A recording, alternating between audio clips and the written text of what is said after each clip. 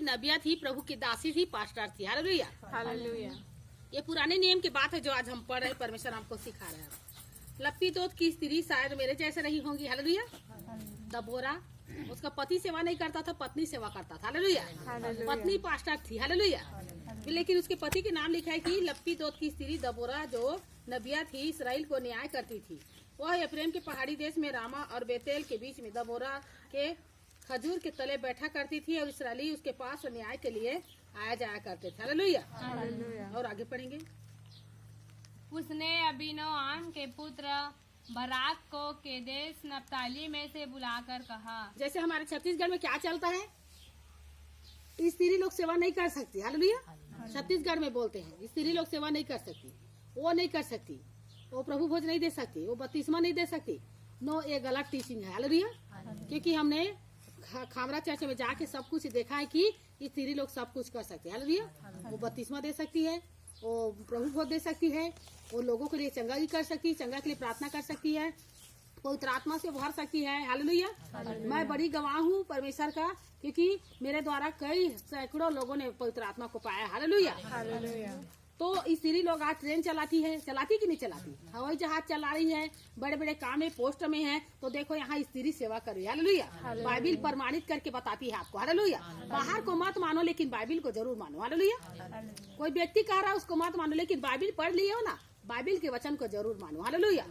तो यहाँ पर हम देखते हैं और आगे 6 अध्याय।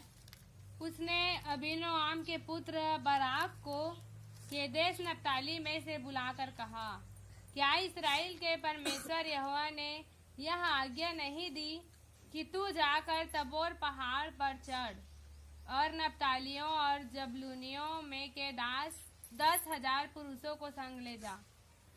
तब मैं याबीन के सेनापति सीसरा को रथों और भीड़ भाड़ समेत किसोन नदी तक तेरी ओर खींच ले आऊंगा और उसको तेरे हाथ में कर दूंगा। बराक ने उससे कहा, यदि तू मेरे संग चलेगी तो मैं जाऊंगा, नहीं तो नहीं जाऊंगा। उसने कहा, निसंदेह मैं तेरे संग चलूंगी, तो भी इस यात्रा में तेरी कुछ बड़ाई ना होगी, क्योंकि यहोवा सीसरा को एक स्त्री के अधीन कर देगा। अब देखो यहाँ पर क्या होता है जी, फिर दबोरा ने कहा कि तुम जाओ बराक और क्या करो, नप्ताली में से बुला कर कहा, क्या इसराइल में परमेश्वर यहोवा यह आज्ञा नहीं दी कि तू जाकर तबोर पहाड़ पर चढ़ जा और नप्ताली और जबलूनियों के 10,000 पुरुषों को संग ले जा। तब मैं याबीन के सेनापति सीसरा को रथों और भीड़ भाड़ समेत किसोन नदी तक तेरी ओर खींच ले आऊंगा और उसको तेरे हाथ में कर दूंगा। हालेलुया। बराक को किसने भेजा जानते हो? जाओ युद्ध में और जाकर क्या करो, युद्ध लड़ो, ऐसे करके प्रभु के दासी दबोरा भेज रहे। हालेलुया। लेकिन ये पुरुष था बराक और क्या बोल रहे, जब तक तू न जाएगा ना तो मैं संग में नहीं जाऊंगा। हालेलुया। अकेले मैं नहीं जाऊंगा, ऐसे वो बोल रहा है। कौन बोल रहा है? बराक। तो यहाँ पर देखो परमेश्वर ने आपको बुलाया है। हालेलुया। एक बार में आप उठ गए तो उठ गए, दोबारा परमेश्वर आपको क्या करेगा, चांस नहीं देगा। हालेलुया। परमेश्वर की बड़ी ग्रेस है, बड़ी अनुग्रह, तो आपको चांस दे देगा। हालेलुया। लेकिन परमेश्वर ने आपको बुलाया है, आपको एक ही बार में उठना है। हालेलुया। जैसे रोहित जी को कहे कि आप लोग पास्टर बनोगे। हालेलुया। तो क्या करना है आपको, विश्वास योग्यता की जिंदगी भर कलीसिया के लिए, पास्टर के लिए विश्वास योग्यता बनना है आपको। हालेलुया।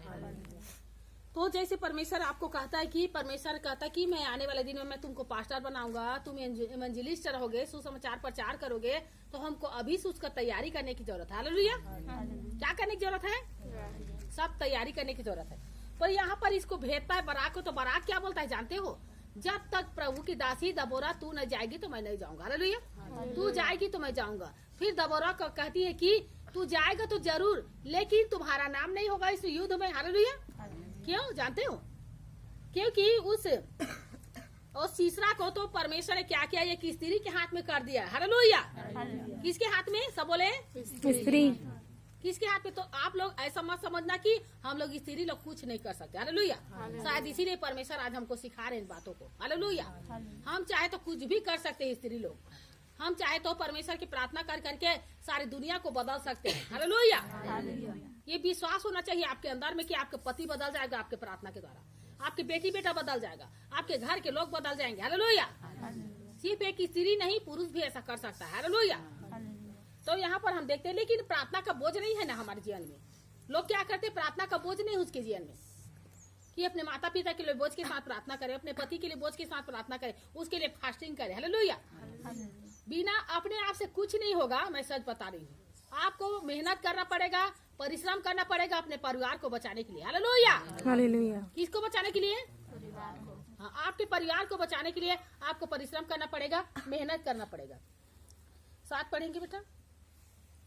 तब मैं याबीन उसने कहा, निसंदेह मैं तेरे संग चलूंगी, तब ही इस यात्रा में तेरी कुछ बड़ाई न होगी, क्योंकि यहोवा सिसरा को स्त्री के अधीन कर देगा, एक स्त्री के अधीन कर देगा। तब दबोरा उठकर बराक के संग केदेश को गई।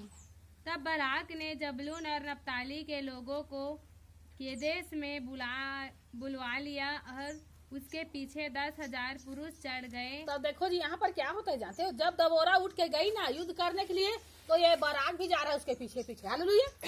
अब पहले इसको भेजा तो नहीं गया है, लेकिन ये पीछे पीछे जा रहा है ये व्यक्ति, दबोरा के पीछे पीछे ये भी जा रहा है। और आगे, और उसके पीछे 10,000 पुरुष चढ़ गए और दबोरा उसके संग चढ़ गई। हेरेब नामक केनी ने उन केनियों में से जो मूसा के साले होबाब के वंश के थे अपने को अलग करके केदेश के पास के